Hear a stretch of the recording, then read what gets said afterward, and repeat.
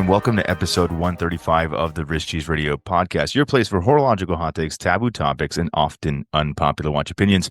My name is Schmidt, and as always, I'm joined by my good buddy. You guys know him, you love him, Mr. Bro Dinky. What's up, bro? Been a week, but on the heels of a big night here in America, a slushy Saturday evening, right after Valentine's Day. Team USA just took down Team Canada 3-1 in the Four Nations tournament in hockey.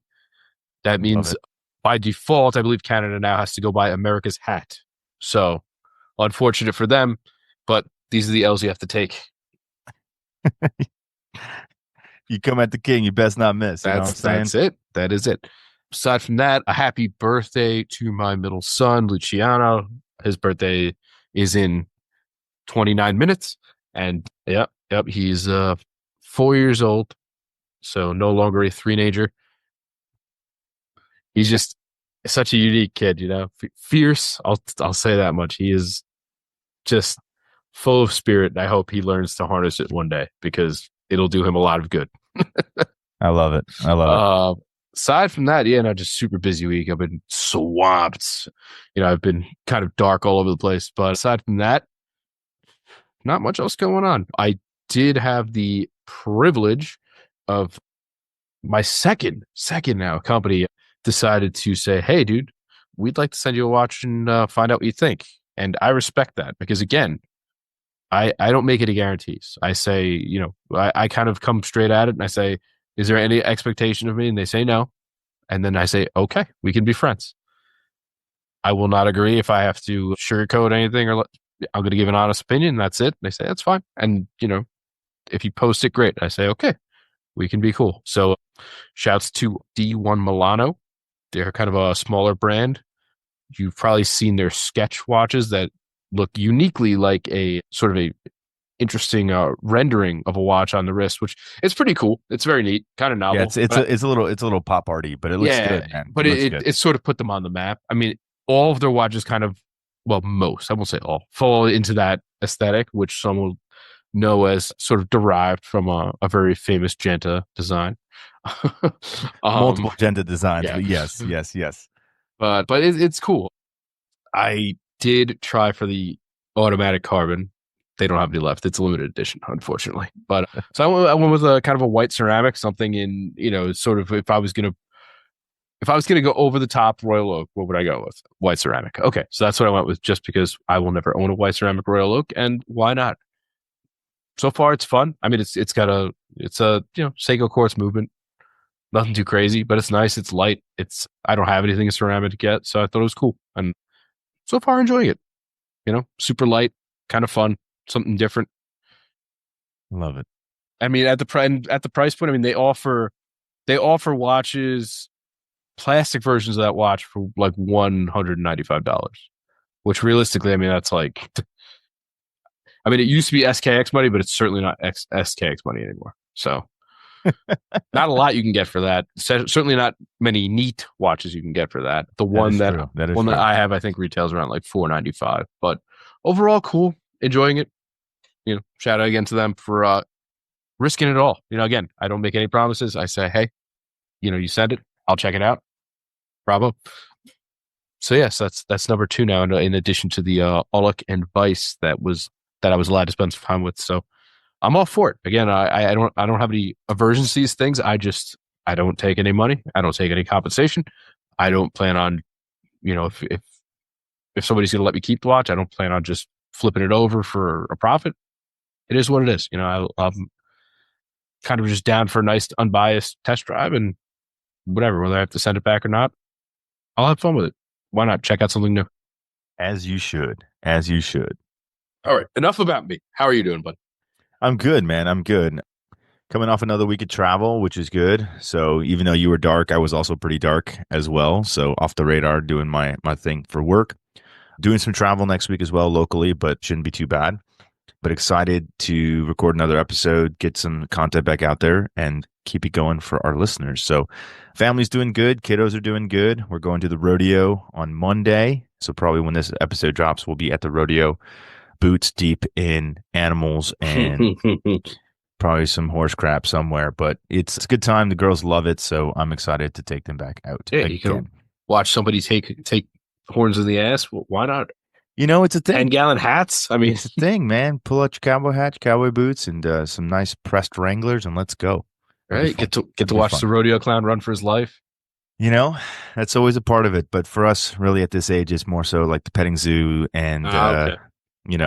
getting some photos taken on a pony and that kind of thing. But How's girls love it. how's the food at the rodeo? I don't think it's probably the normal concessions that we're used to at the ballpark, right? I don't think it's hot dog and fries. But Honestly, it depends on the vendor. A lot of people come out for this thing, so sometimes you have like local restaurants and stuff that are promoting Okay. their fairs, Yeah. and other times it's like kind of an amalgamation. Like last time I was there, they had like a whole like Chinese food truck thing, Oh, interesting. which makes no sense at the rodeo, but you know what? The food is delicious.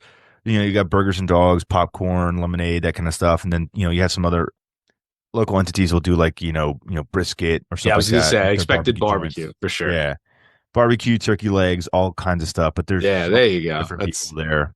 So many different people there that it's like it's really a lot of just different stuff. So you can find something for everybody. Unfortunately, if you probably have like aversions to certain types of foods or you do like a specific type of diet, you're probably not going to find anything there. But other than that, it's pretty cool, pretty chill. very, very. That's neat. Yeah, you guys have the rodeo. We have medieval times.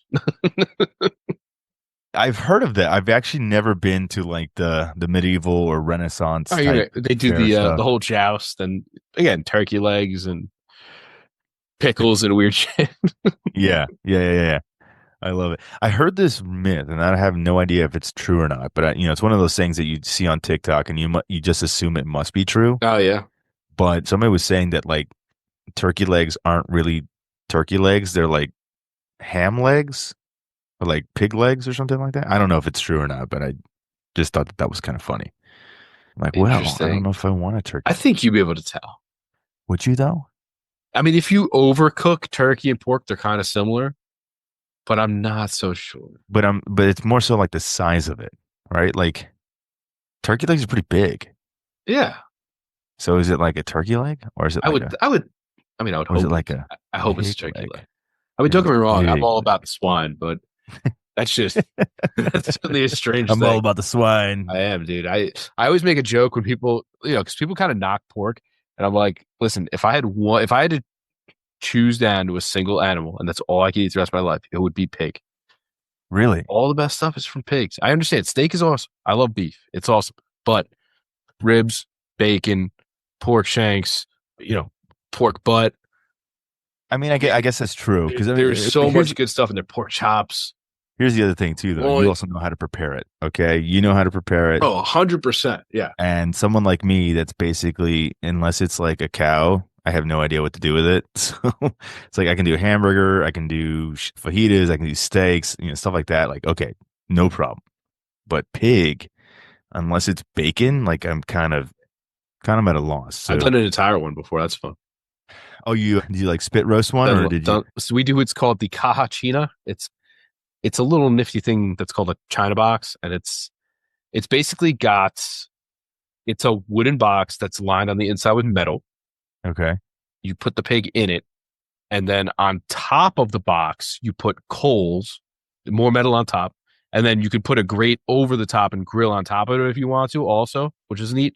But it basically works as like an oven, kind of. But Okay. it makes for super super crispy pork skin, which is really really good. Getting those cracklings, what I Yeah, mean? but it's a fun presentation. You lift off the lid, you pull the giant pig out, you slap them on the table. It's a good time. So, caja china, and they're not Caja expensive. china. Check it out. Yeah. All right. Yep, Well, there you go. You heard it here first, ladies and Yeah, gentlemen. for your next. Watches and food. Yeah, I mean, dude, I'm not gonna lie. I can make probably that was definitely. I was at a fork in the road. It was either watches and food or trolling meme page, and I went trolling meme page. But my watches and food could have been awesome. But there's already enough people I feel like who do that stuff. So, you got to stand out, You do. right? So, anyways, there's some new stuff in this week. Let's talk about it. Up first, we'll go with the Baltic Hermetique Dual Time, and they released I'm going to call it Enduro Pale, probably, but it might be Enduro Pale edition. Very interesting color scheme, very interesting layout. I'll say that much. I dig it personally. So you have two crowns, but usually they're on the same side. This is one at 3, one at 9, Yeah, it's which interesting. again, it's novel. The crowns aren't huge, so it's not obnoxious either. They're pretty flat, but I really like the color scheme. It's got kind of a really vibrant green and then purple, which goes well with the black and gray, kind of really livens up the joint. But I really like it on there's a beads of rice because it kind of takes all it leaves enough of the green and purple, but the green tropic kind of really goes over the top, which I mean, for somebody it's probably cool, but I think it'll look really good on this beads of rice. But yeah, pretty neat overall, I think. Kind of a novel approach to this type of watch.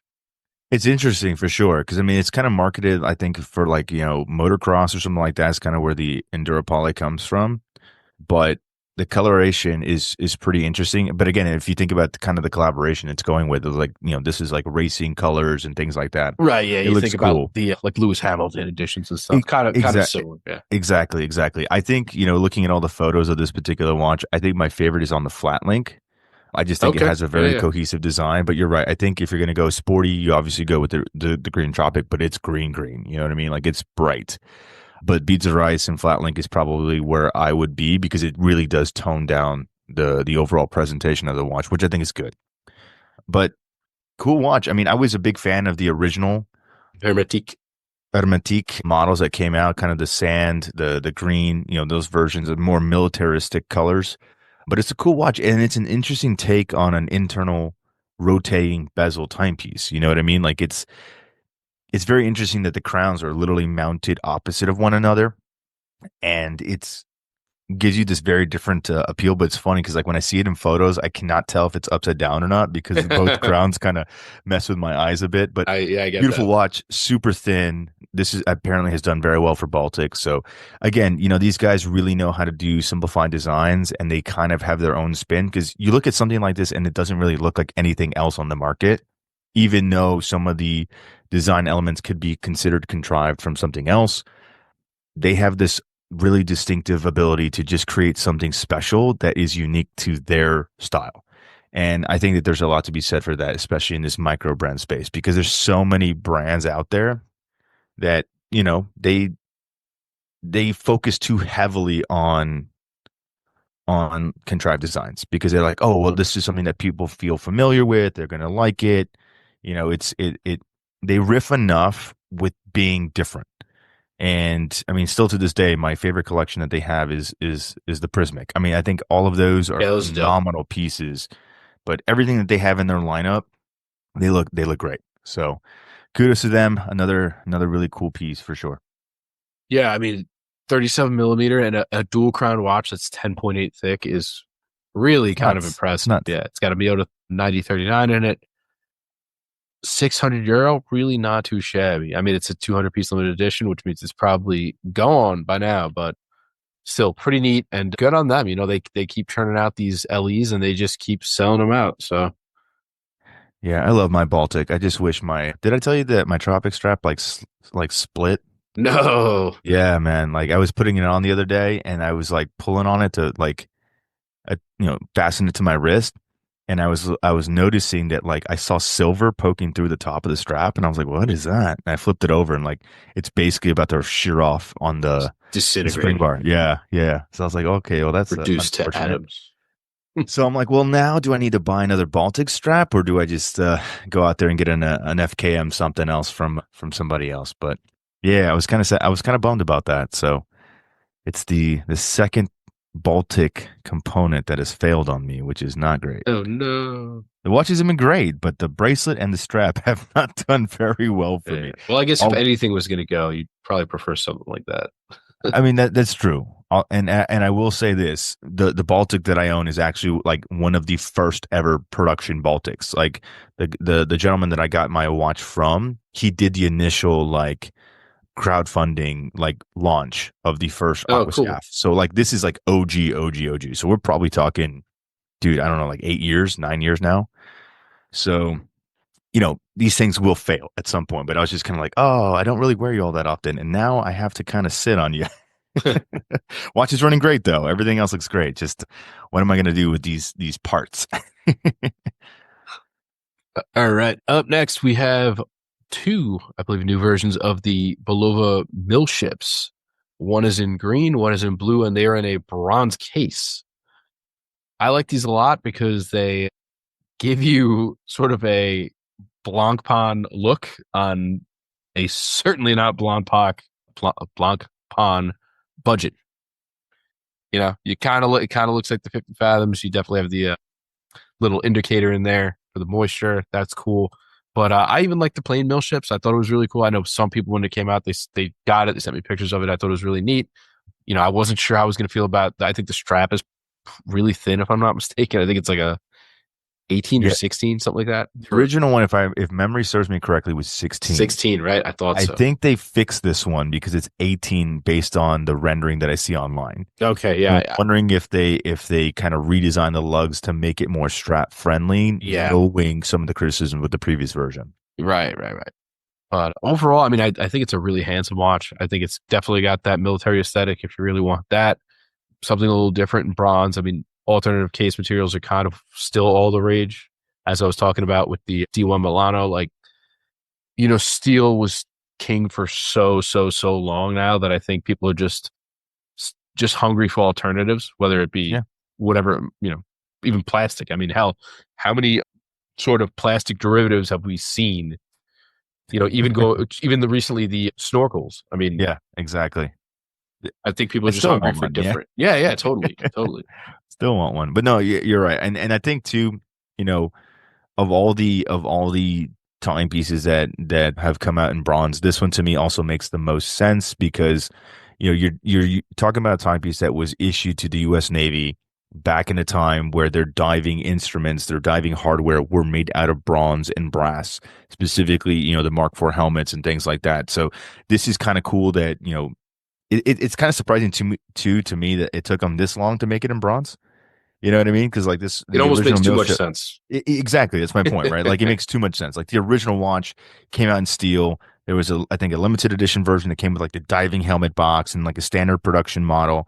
And then several years goes by and they're like, oh no, we like this watch. Let's come back with it in bronze and military green and navy blue.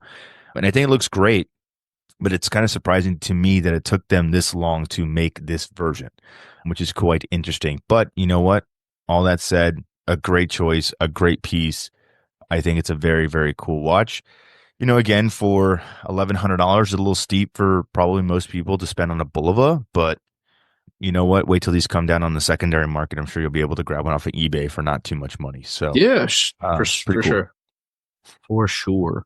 All right. Next is, I think this is the second week in a row we're going to do Rado.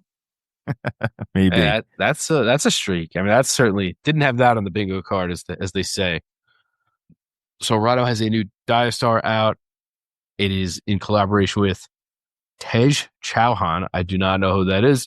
It's a special edition. Very, very funky watch. Yeah. Certainly not for everybody, but if you're into that sort of very chunky 70s look, it's just neat. It's a neat design. It's kind of like ugly cool, but I definitely dig it. That's the only way I can really describe it. It's like kind of garish, like it's kind of a golem, but it's neat, It's an interesting design for sure. And this is the second time that they've done a collaboration with him. Yeah. The first one was he's a British designer. Yeah, he's a British designer, and this is the second time Rado's done a collab with him. They did one initially with their True Square model that came out in 21, so during the pandemic, which is probably one most people probably haven't seen it because everything at that time was a blur. But the original one was like a yellow ceramic that they did, and it was on like an integrated yellow leather strap. And this one here looks like it's a gold-plated case on a kind of funky, almost marshmallowy rubber strap, but it is deployant. So it's an not integrated rubber strap, but it's designed to fit in underneath the hooded lugs of the case design for the Diastar. But it is on deployant, which is so cool, which is so crazy and weird to me. Yeah, but it looks cool, and it reminds me of like clouds or like marshmallows. Like no, it's Ghostbusters for very sure.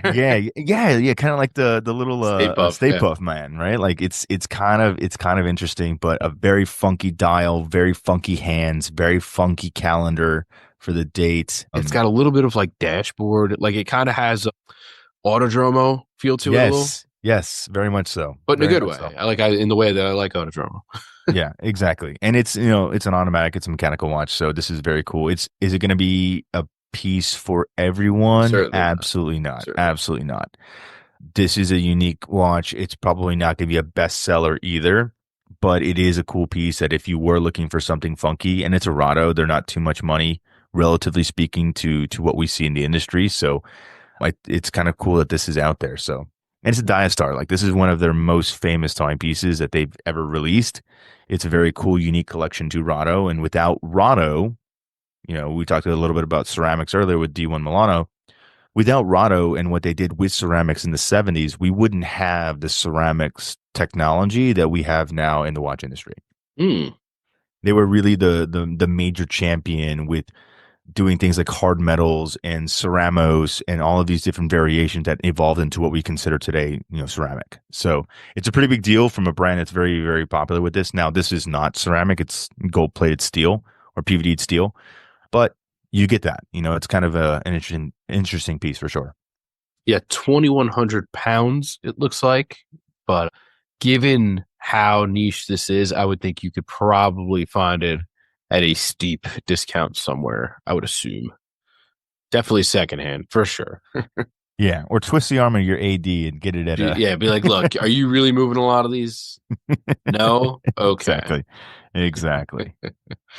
All right. Zenith has teamed up with Revolution to release another iteration of the CoverGirl, this time in carbon. You can get it on a strap or you can get it on a carbon, I guess, bracelet, for lack of a better term. This is one of my favorite Zeniths, the model, and I think this is a neat iteration of it. I really do. I don't know if I would go for the full ceramic bracelet because ceramic sometimes, Carbon, yeah. carbon. Oh, sorry. It is not ceramic. It is carbon. It, you whack it against something. It's nice. It doesn't scratch that easily, but it does shatter. And it does dent. Yeah, it also dents. So, but I do like the watch a lot. I think like sort of like the black camo motif going on is really neat. I do like the way carbon looks on watches. As I said, try to get the D1 in carbon, but it was an LE, unfortunately. But yeah, I mean, I love the CoverGirl. I love that they brought it back a few times now, even one of the sort of original configuration. But this one's cool, very stealthy, still pops with the white, not too subdued. So I think it's cool. It's very cool. And when Like I saw this watch, 55 grams. yeah, I was going to say that. I was Yeah. going to say that. So 55 grams. So this is an extremely lightweight watch. To give you this in comparison, like, my favorite brand, Omega, they had the ultralight, which is also at 55 grams, but they did this in Gamma 5. Oh my gosh. Gamma titanium, not Gamma 5, but Gamma titanium, which was a 55-gram timepiece on that. But I mean, we're talking $56,000 versus this one on the strap, again, 55 grams at 12.3. So not an inexpensive watch, but certainly a timepiece that's a little bit more purchasable by most people if they're looking for something exotic. To your point, I would probably stay away from the ladder bracelet version. I think so too. Just because I'm looking at this thing and I'm seeing a lot of very thin carbon pieces that hold that bracelet together. And I understand it's probably strong, but when it's only strong until it's not strong. Yeah, tension, all that good stuff. Yeah, man, and it's 27.2 for the carbon bracelet. So to your point, carbon fiber, carbon, forged carbon, whatever they're going to do, is a great material for weight reduction on watches. That is 100% true. But the biggest aversion that people need to be familiar with is carbon is essentially a composite, or it's not essentially, it is a composite material, Right. which means it can scratch, it can dent, it can crack. And when it does, you can't refinish it. You have to Right. replace it. It's compromised. It's compromised. And that is something that you really need to focus on, especially because I'm looking at these photos and you got carbon pushers. Okay. I can't tell if the crown is carbon, but you have carbon pushers, which means you have to be very careful because they're exposed. There's no crown guards on this watch at all. All right. So this is one of those timepieces that looks really cool in theory, but what is the cost of ownership going to be when you crack one? That I cannot answer for you. Only Zenith can answer that for you, but you need to be aware that this is a reality. They always make it sound like carbon fiber is really strong. It's using cars, but you get into an accident with carbon fiber, it's not steel, it's not aluminum, it's carbon fiber. Okay, so you got to be aware of that. Yeah, 150 piece LE on this one. But you know what? 12.3, the regular El Primero is kind of already in that ballpark, so why not, right? Yeah, yeah, that's what I'm saying. And again, is this my first Zenith? Maybe not, Right. but is this a Zenith that I could have in my collection that's unique and different? And let's be honest, you know, the association with Revolution aside, this is just a cool watch.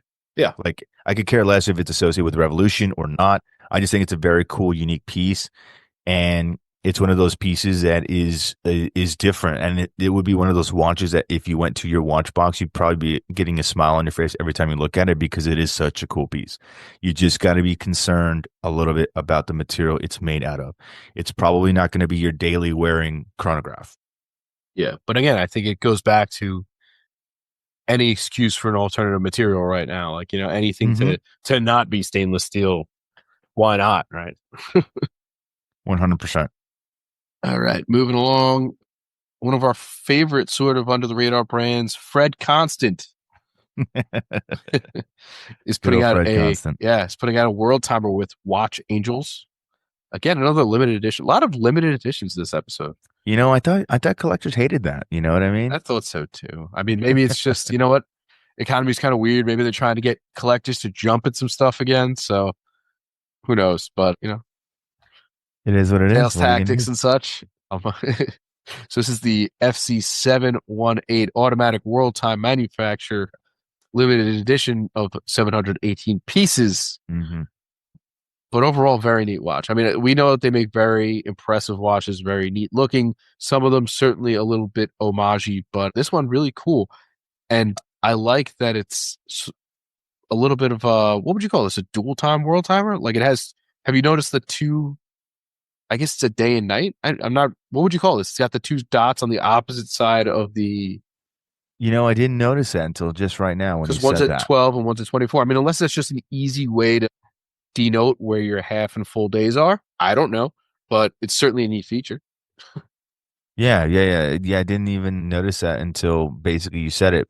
One's kind of a silvery color, one's kind of a golden color. But you said they're at 12 and 6? So they're at 12 and 24 on the 24-hour scale. Okay, so they must rotate because the image I'm looking Right. at looks like the silver one is kind of at the 1 o'clock marker. Yep. The gold one is at the 7 o'clock marker. So I'm not sure. I'm not sure. Yeah, it's gotta be a signifier for day and night, or I mean, I don't know if it's that complicated or not, but it could be like a signifier for local, like your home time or something like that, or home time reference. I'm not sure. But regardless, world timers are great timepieces to have. I always find it kind of interesting though that world time, and this is not a slight against Frederic Constant in any way. It's just more of a criticism about most world timers. They're usually positioned as like a dress watch. And I've always found that such a juxtaposition for like what you need as you travel the world. Yeah, true. You know, that's like I look at the Patek, right? The Patek World Timer, one of the most beautiful world timers ever created, and I can't even wash my hands with it. Like it's not the most travel friendly timepiece out there. But regardless, this is a beautiful watch. It's simplistic. It looks great. It is only 718 pieces LE, so that's kind of a downside. I hope this becomes a production model for them. I know they kind of have a different version of a world timer that's more a la integrated steel sports watch bracelet kind of design. But this to me is a lot more handsome because it's much more of a classic take on what a world timer watch looks like to most people. But it's beautiful. It's legible. It's easy to read. The size is great at 40, just over 40 millimeters. I think it's 40.5. But not too thick. It's under 13 or under 14 thick. So take that for what you will, but it is a manufacturer caliber. And I do really love the simplicity of Frederic Constant's in-house movements. They just look good.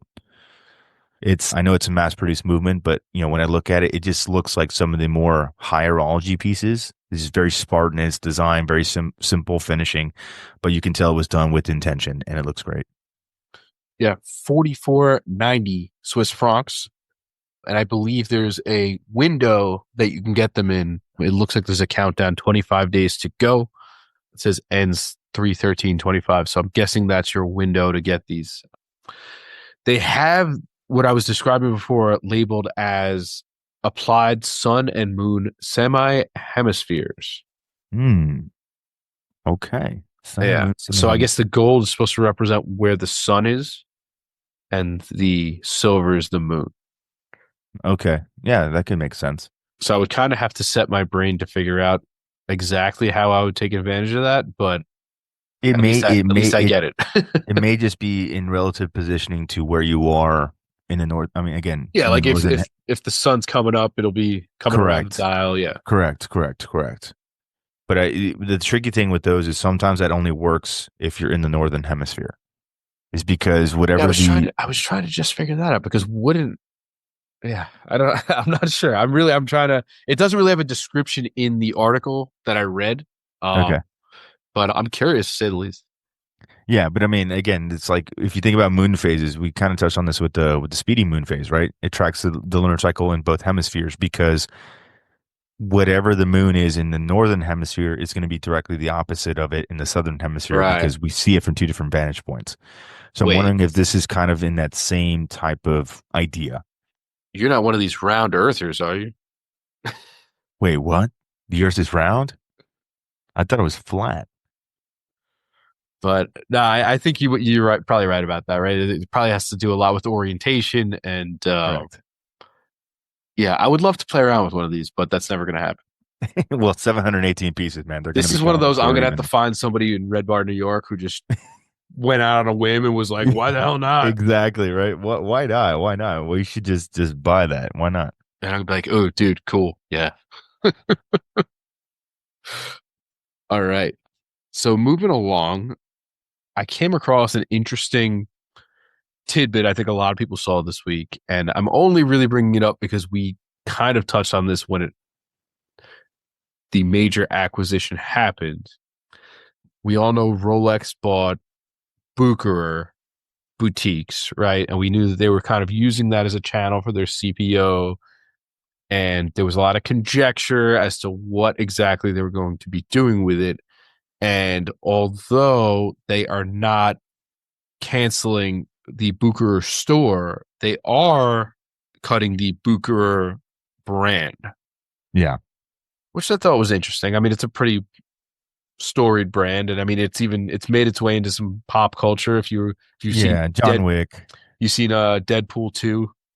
Oh, is it Deadpool 2 as well? Yeah, Josh Brolin's character Cable, he has like a time traveling watch, and when he sets it, it says around the dial Karl F. Bucher, which I thought was neat. Kind of like weird and homage, but neat. You know, kind of a nod, I guess, in some way. Yeah, yeah. But I did just want to bring it up because I know when it happened, you know, some people were like, "Oh, you know, I don't think anything's crazy is going to happen, or that they're going to, you know, if anything, they'll use it to control, you know, the CPO and also be able to kind of dominate supply of competing brands in the used market, blah blah blah." But I don't know. I mean, how do you feel about it? It doesn't leave me with a good taste in my mouth. I'll say that much. Yeah. I mean, it's we knew was going to happen. Maybe not this specific instance, but we Right. knew things were going down. Rolex doesn't acquire things for anything. And I loved how initially they were communicating it as like, well, it's a it's a merger of sorts. Like, no, this was a hostile takeover. Bucherer had nobody in line of succession to take over the company, or at least perceived that way. And they're like, you know what? We're just going to sell out. We're going to sell the Rolex and call it a day, cash our chips in, and be done with it.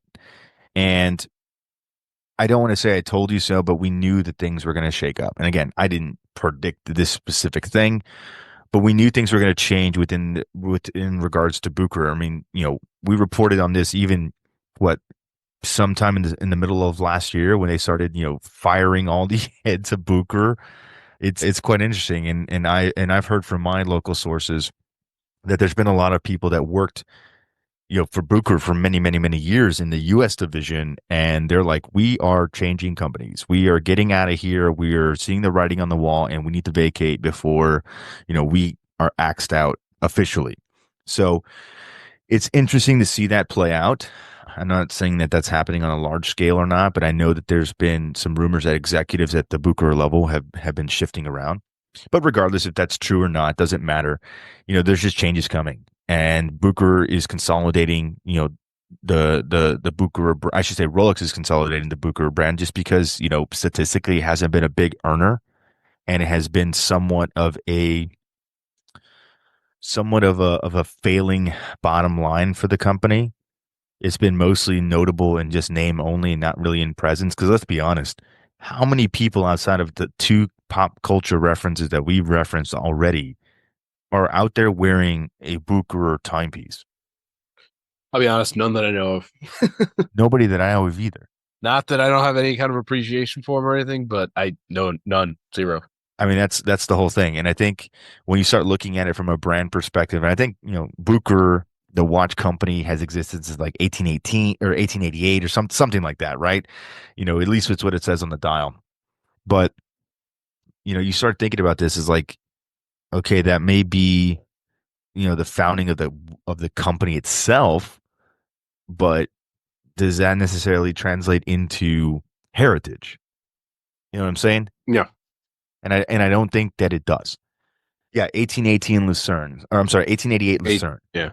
So, I mean, you see all these timepieces. It's like, okay, these are cool watches to some degree, but are they the big money making machine that Rolex sees as necessary to keep in line? No. Plus, in many ways, these can be in direct competition to what they are doing. Okay. All right. Now, if you think about this from a brand perspective, I mean, you're looking at some of the Carl Bucher watches. I'm on the website right now. You're floating price points around 8, 10, 20,000. They have some models that are 80,000, 45,000. Verse. And these are complications. Like these are high-end pieces, right? So what if putting on my conspiracy hat, what if Rolex is taking this, dissolving the brand to then enter into higher complications and using the expertise and the know-how of Bucherer that's already existing to do it? Interesting. I mean, I don't know if you could rule it out. I mean, at this point, man, I can't rule out anything. Yeah. I don't have a crystal ball, but I think it's quite interesting that, you have an incredible lineage of design for Bucherer watches, albeit they're not, the watches that everyone goes out and buys. They The make household expensive timepieces. watches. Sure. They make expensive timepieces. So if that's the case, then all you have to do is say, hey, you know what? We're going to dissolve your division, but we're going to move that expertise internal and use it to start creating other pieces. Because let's be honest, that was the Rolex mantra since the very beginning. We often don't think of it this way, but Rolex was essentially what we consider today a micro brand when they first started. They had a movement supplier named Eigler producing their movements all the way up until, I believe, 2004 in complete secrecy, mind you, with exclusivity to Rolex. So every movement since the beginning of Rolex founding all the way till 2004 was not manufactured internally by Rolex. It was manufactured by Eigler with direct licensing for Rolex. Okay. And the only reason why that changed in 2004, and if you guys don't believe me, listen to this, you can fact check me on it. The only reason why that changed is because eventually the last generation of people that were running Eigler's movement production plant decided to sell all of the intellectual property and all the manufacturing, everything to Rolex specifically, and therefore it became in-house. Okay. Well, I learned something today. You didn't know that? I did not. Yeah. I mean, I knew they didn't have, proprietary movements, but I didn't necessarily know it was like that. I mean, obviously they've used, Zenith and things like that in the past, but Yeah. that's an interesting tidbit. Yeah, and if for those of you who are going to look this up, it's Eigler and it's spelled Aegler, if I'm not mistaken. And you can, yeah, there you go, Aegler, and you can even find images where Eigler's production facility in one photo has the name Eigler on it, and in the same picture has been doctored to say Rolex SA on top. It's the same building. Okay. Some of the original advertisements for both of the institutions had the same imaging and the same likeness. They would just swap out the name in print media not to confuse the consumer. And That's pretty funny. the only reason why I know this history, because I forget who it was, but someone did like a deep dive into the history of these entities, is because at one point in time, Eigler was also manufacturing movements for one other company, and that was, I believe, it was Gruen. So Rolex had exclusivity to all of the Eigler movements sold outside of North America, and Gruen had the exclusivity of all the movements that would be sold in the United States and in North America. So eventually, when the Great Depression happened and Gruen essentially becomes insolvent, Rolex says, "Hey, whatever movements you were going to allocate to them exclusively for the North American market, because they're basically gone as a watch company, we're going to take that supply as well, and we'll just be able to sell everywhere. And you will go into partnership and exclusivity and produce movements solely for Rolex." Oh, interesting. Yeah. It's kind of an interesting history. That's cool though. I mean, I wonder if did they make Gruen's movements the whole time? Yes. So because I mean, Gruen had some pretty neat movements. Like, you ever Yeah. see the one? It's supposed to be an aviation watch, but like the numbers flip around. Yeah. I can't remember the nickname for it, but it's neat. It's really neat. Yeah. I mean, fun nickname, but it was interesting. I mean, all three of those entities were inextricably linked prior to the Great Depression. the more you know. The more you know. It's kind of crazy. But yeah, the original Gruen movements were made by Eigler specifically for the US. And then everywhere else, they would be made and manufactured and sold under the Rolex label. Wow. Mm-hmm. So Rolex was essentially your first real marketable micro brand that became successful. They would source movements, they would source cases, they would source dials, and they would assemble them and then brand them as their own label and sell them as their own label. All right. History lesson for all you folks out there. We try to give you a little bit of history. Yeah, a little something. Just a little something. But let me ask you this. What do you think is the long-term play for this? What do you think is next? It's so hard to tell because with the current state of things and sort of the economic uncertainty, I mean, it could just be a budgetary cut. It could just be this has been weighing us down since acquisition, and to hell with it, we'll just burn it down and doesn't really matter. I mean, we'll still have their boutiques and we'll still operate out of them, but we don't need this brand if, especially the probably most ubiquitous name in watches is using it and nobody owns one of these Buchers. Like, yeah, I can't rule out that it's not just, cutting dead weight. I mean, that would make sense, right? Yeah, I mean, ruthless company takes over and cuts ties with the original name. Absolutely makes sense. 100%, 100%. And I'm with you on that all the way. It's just knowing what I know about Rolex and how they operate. And I've seen it firsthand. I have people in the industry that still deal with this daily, all the time. Is whatever you think their move is, it's never as simple as that. I mean, we've seen it time and time and time again. Like, why don't we have a Coke anymore? Well, it's because everyone wants it. And we were talking about this, kind of offline. Is like, we're in that time where everyone's starting to come up with the novelty predictions and all these things of what's going to be released at Watches and Wonders and blah, blah, blah, blah, blah. And it seems like even though these are the greatest ideas ever, it's almost like Rolex sees them. It's like, you know what?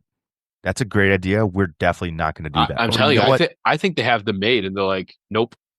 Yeah. Yeah. They're like, oh, we were going to do a Coke. Well, see, everyone's asking for it. So we're definitely not going to do it this year. And they just keep going. Just keep it moving. You were totally going to get a Blue Submariner, but since you asked for it. Yeah. That White Devil Explorer, yeah, never. And maybe I hope one day that I'm absolutely wrong. I hope one day I'm actually wrong. But I think knowing kind of what I've seen and experienced from the Crown, that they do things with intention and there's no reason why they don't do certain things. It may seem just as a simple business decision. And we reported on this too a couple of years ago, and everyone's like, "Oh, well, Bucher is going to get merged with Rolex. They're going to be two different entities, but they're still going to be." And even Rolex communicated this, like, "Yeah, nothing's going to happen with the executives at Bucher." And then all of a sudden, a year later, all the executives at Bucher are getting axed. They're getting forced out. They're getting forcibly retired, whatever it is. And Rolex is inserting itself more and more into the operations of the organization, which we knew, you and I knew was going to happen. Yeah, no doubt. I don't know if the rest of the industry understood that, but we knew it was going to happen. And we reported on this many, many, many episodes ago. Okay. It's going to happen. Something is going to happen with this. Because here's the reality. All of the watch movements that Bucher manufactures are in-house. They're manufactured in Switzerland, and they can do complication pieces. Rolex used to do those many, many, many, many, many years ago, before they started leaning so heavily into their sports models. And if Rolex really wants to up the ante and be considered as a major player in price point and prestige as some of these other brands, what better way to do it than something like this? You already have the built-in knowledge. You already have the built-in know-how. All you have to do is change the lettering on the outside of the building to Rolex SA, and you start manufacturing high complication pieces again, using the watchmakers and everything that were working for Bucher, producing their timepieces in-house. It's a pie in the sky thing. And me, selfishly, I hope it happens, because that would be actually interesting for the industry. But we'll see. So I guess with that, since we are coming down to that time of year, and we are seeing the renders and the fun ideas about what might be coming out at Watches and Wonders, anything stand out? Any predictions, themes, otherwise?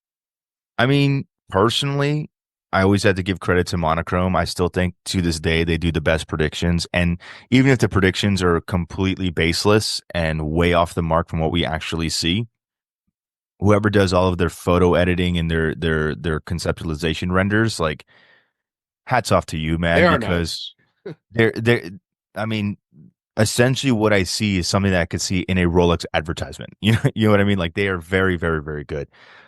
I think the one that could potentially make the most sense, just because Rolex seems to be leaning into this, is a titanium Sea Dweller, which I think could make sense because we had the Deep Sea Challenge RLX Titanium, we had the RLX Titanium Yacht Master that came out. This could be another one of those pieces that you could do. You could also do a titanium sub. I mean, why not? But to me, although I know that it'll floor people and everyone will go nuts for it, it's the most uninteresting change, because all of a sudden Rolex is like, "Oh yeah, we did a titanium sub, we did titanium Sea Dweller." It's like, dude, brands have been doing titanium timepieces since like the 70s and the 80s. Yeah.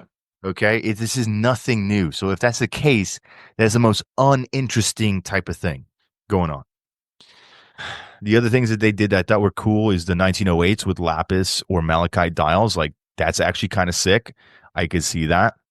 I could also see the extension of the 1908 with more complication. Kind of like what we had in the Cellinis back in the day, where they did like a Cellini moon phase, I things was gonna like say that. I could see a 1908 moon phase Yeah, for sure. exactly. I mean, 100%. I think that could make sense. I don't think we'll ever get a full gold Explorer.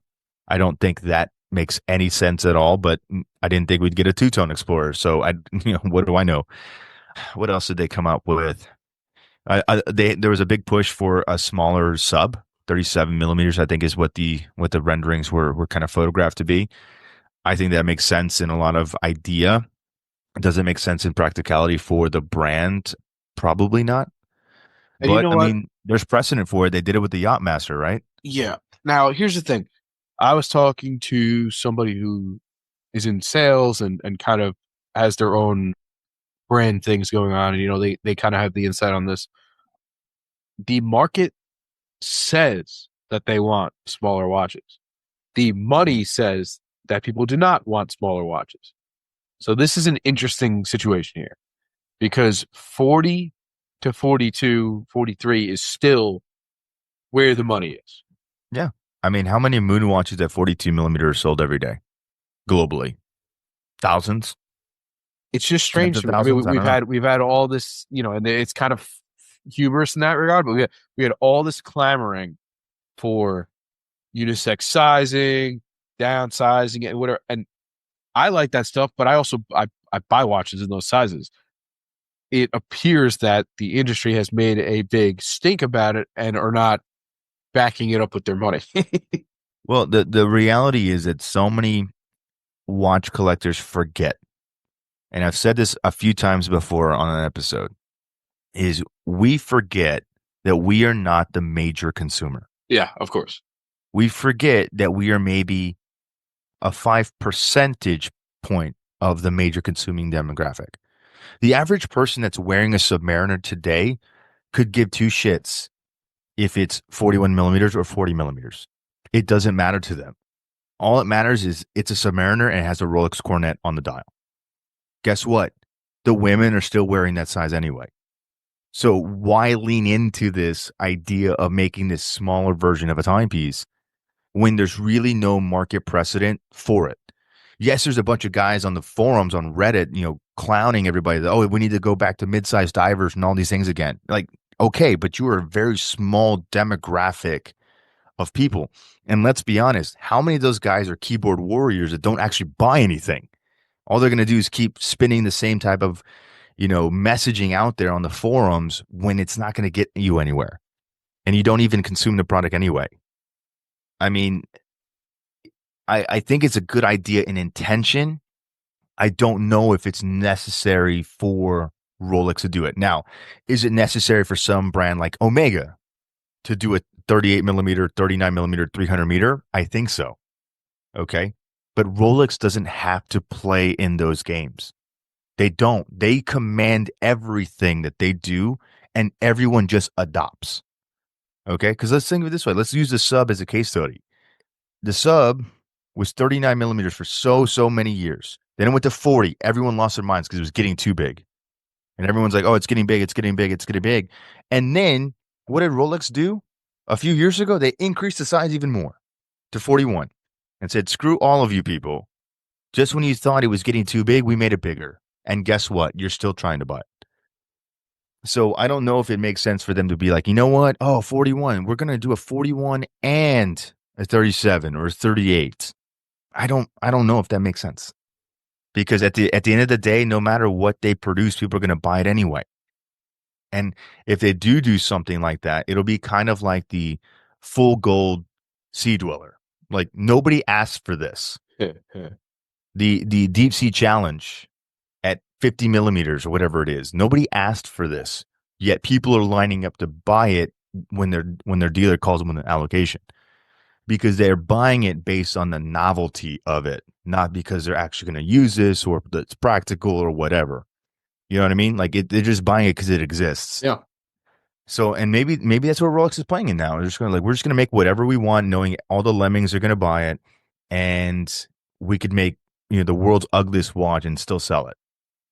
Now, as always, I think this is where things get interesting. Is I could potentially see some of this stuff come out in Tudor.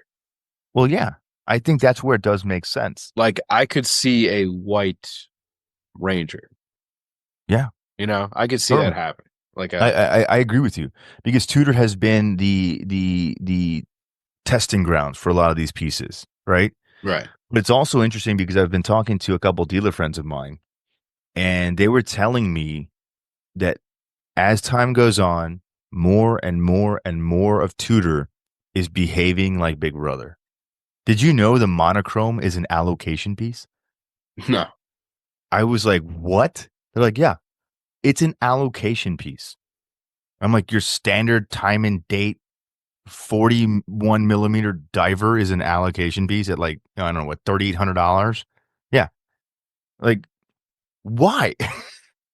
Yeah. No. Why do I have to be allocated to buy this piece? Like, that's nuts.